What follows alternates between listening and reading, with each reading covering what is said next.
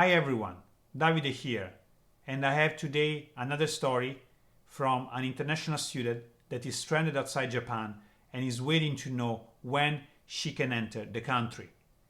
Maria is from Colombia. She was 23 when she applied to study in Japan. Now she will be 25 very soon and still don't know when she will be able to enter the country. Hi Maria, how are you today? I'm fine. Thanks for asking. And I want to know from you, first of all, where are you from? And also, when did you apply to come to Japan originally? I'm from Colombia and I applied to go to Japan initially in September 2019.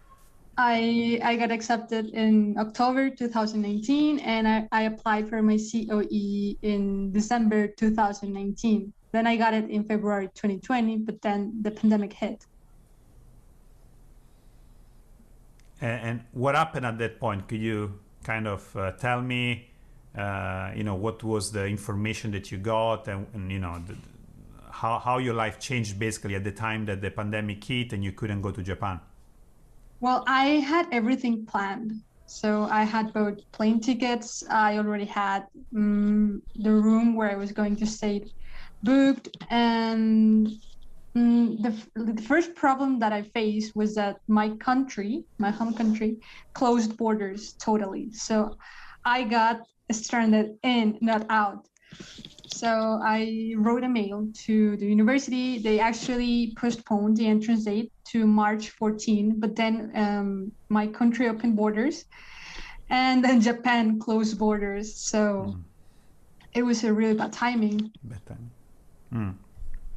And since then, I think it's been over a year that you've been waiting. But before we talk about your situation right now, I want to first know why did you choose to study in Japan, and why does studying in Japan mean so much to you? Well, I think I chose Japan because of my particular experiences as a child. My upbringing was here in Colombia.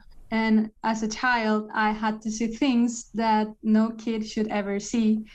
Um, During my childhood, Colombia went through a very rough period of violence. Still now, today, we're going through a rough period due to that violence that has defined us for so long. So while I went to Canada in 2018, one of my Japanese classmates told me that in Japan, peace is granted. And I learned since I was a kid that not everyone enjoys peace, even though we all should enjoy peace. So then after that, I learned that in Japan's constitution, war is forbidden and peace is a very important value and principle. So I made up my mind and I set myself the goal to learn about Japan's legal system. I'm a law major, so that's why. To learn about Japan's legal system and culture that made Japan the peaceful place that it is today, hoping that by learning that, I would help my country to also overcome the violent history that has defined us for so long. Okay, that's a very deep and I think important reason that could change many lives in the future if you had the chance to come to Japan. So it's not only just about yourself, but it's about a long-term plan that you have to help many more people and maybe changing even part of your country based on your experience of living in Japan. So I think that's a really strong motivation to come to Japan. And also it explains now that you told me your story a little bit by why you have a Canadian flag behind you, because I was I was wondering, but you studied in Canada before, right? Yes, I studied in Canada in 2018. Okay, and I hope that at some point we can see also a Japanese flag, which means you will be able to study in Japan too. Yeah, I hope so too. Okay, and so now we go to more to the present time, which of course it's very unfortunate and very difficult for you, since you don't even know when you're going to be able to enter Japan, even though you're waiting for so long. How the Japan entry ban is affecting your life now? I think that's a very hard question to answer because there are many emotions that cannot be labeled in just one or two words. Not being able to fulfill your dreams despite all the efforts is really frustrating and kind of humiliating. I'm like, when I first applied, I was 23. In November this year, I will turn 25. And I am at the point of my career when I'm looking for the foundations of my future. And due to the entry ban, I haven't been able to build my career as I would have imagined it. I have been forced to look for temporary jobs that do not fit my ambitions or career goals. And everywhere I see my peers thriving and going on with their lives as they had planned to, where I am just waiting for Japan to open its borders. And I know that at this point, some people say that online tools have enabled us to continue with our education despite the distance barrier. But I would think that that is a very simple way to think things and does not take into consideration all the variables. And it's because I think that the online experience is not the same for everyone. And sometimes the online learning can hurt your mental health or physical health. In my particular case, I took classes for approximately 1 month before I took my second leave of absence. And that was not a sustainable situation. I mean, my classes were from 9 p.m. Until 11 p.m. Then there was a 3 hour gap that I used to sleep, of course. And then I woke up at 2:30 a.m. until 4 a.m. That was when my class finished. And then I had to force myself to go back to sleep at 4 a.m. because I had to wake up at 6 a.m. to go to work. It's very difficult to try to keep your life here because, it's your safety net, and try to fulfill your dreams and goals in another country that is 14 hours ahead of your home country. And also, I think that it affected my education. I mean, my program essentially has two requirements in order to get the diploma and graduate, and is that you have to write a thesis, and then you also have the opportunity to do an internship. But it's very difficult. I would say it's tremendously difficult to conduct a thesis research entirely online. I mean, there is a communication barrier, there is a distance barrier. You don't have access to all the library materials. And in my case, for example, my thesis must be somewhat related to Japan or Asia. And prior knowledge of Japanese, or at least a little bit of understanding of Japanese, is required. I mean, I was required to read in Japanese, or at least investigate in Japanese. But how am I going to do that if I'm not able to get the immersion experience in Japan?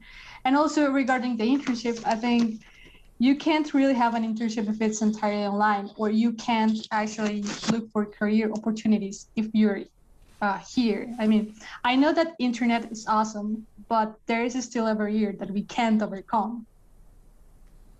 I think it could be a temporary solution, for example, for a month or two, when last year things were not clear about the coronavirus situation, people were not vaccinated, or just we didn't know how the future will be. But it cannot substitute a real learning in class, especially for people like in your case, that they really need to be in the country to fulfill their their curricula, to do their thesis and their internship.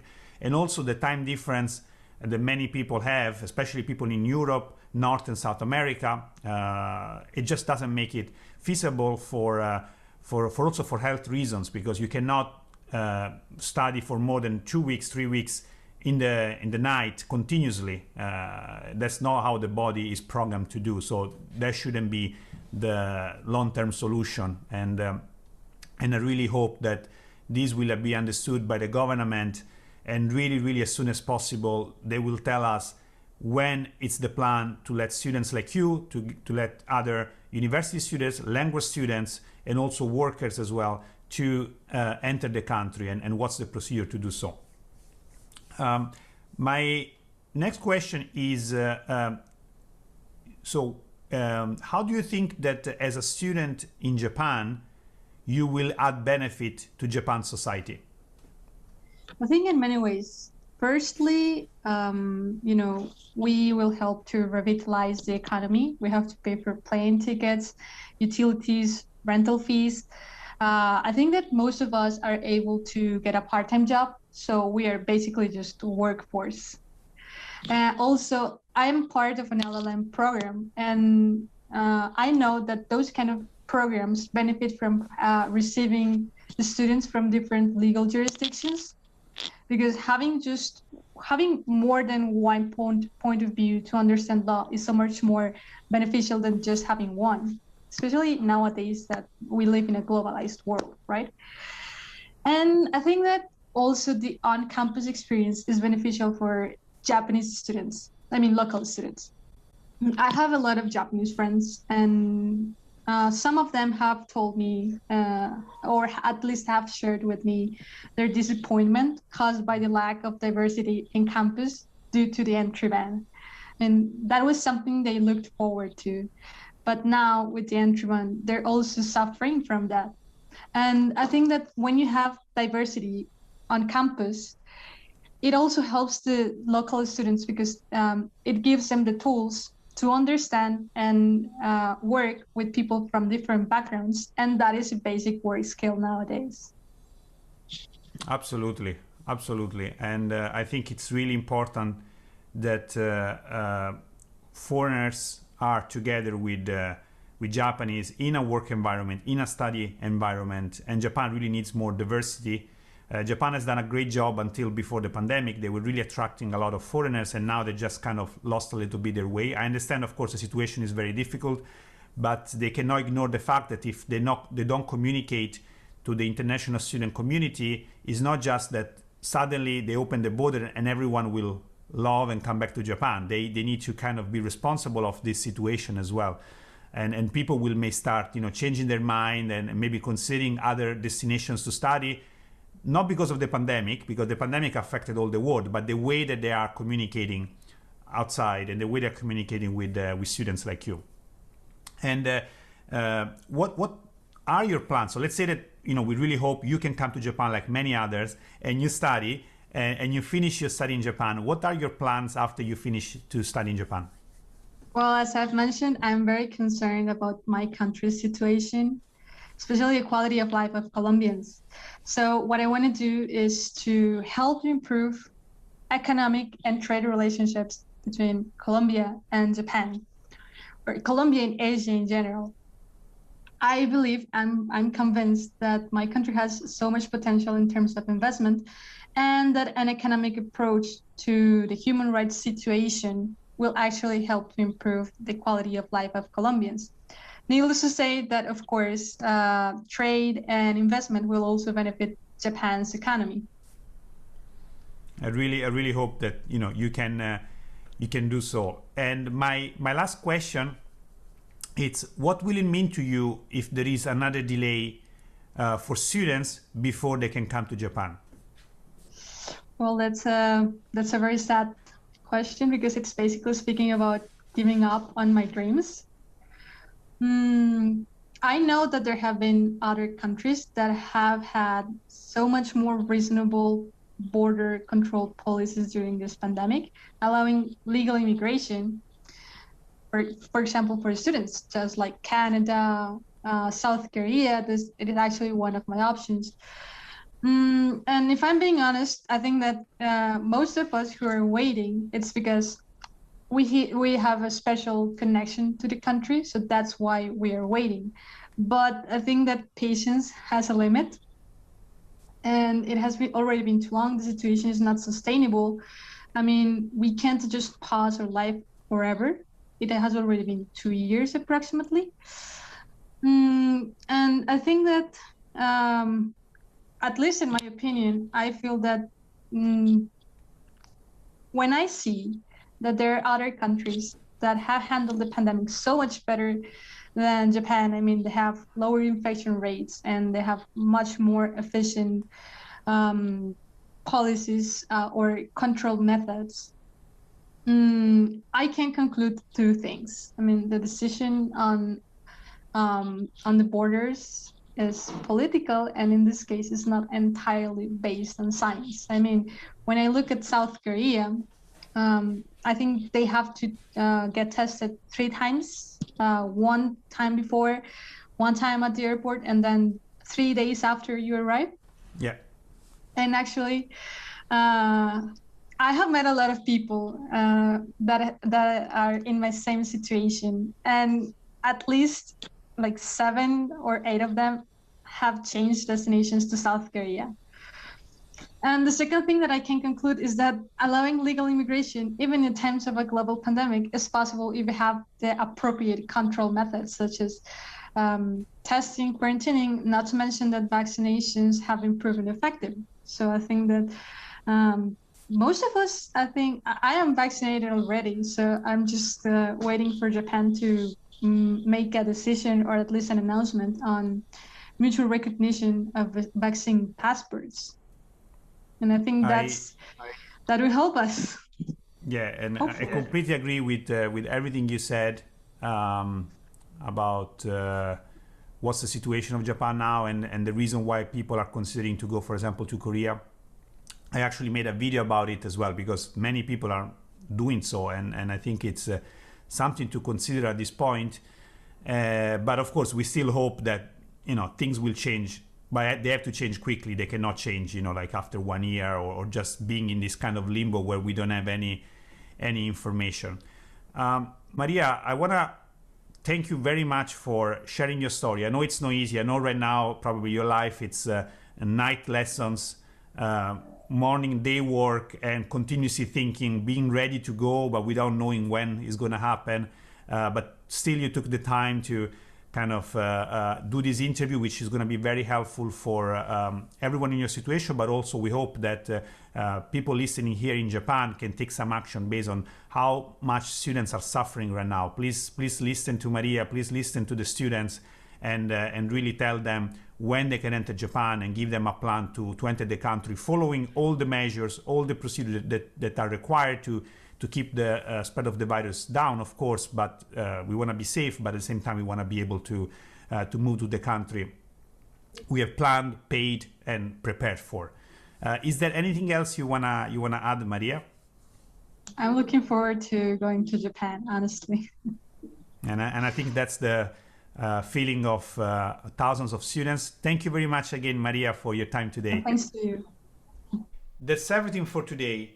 As always, please help me to raise awareness about the current situation of international students in Japan. Please help me sharing this video, liking and subscribing this channel, and let me know in the comment if there is any other topic you would like me to talk about. Thank you very much for watching, and I'll see you next video. Mata ne!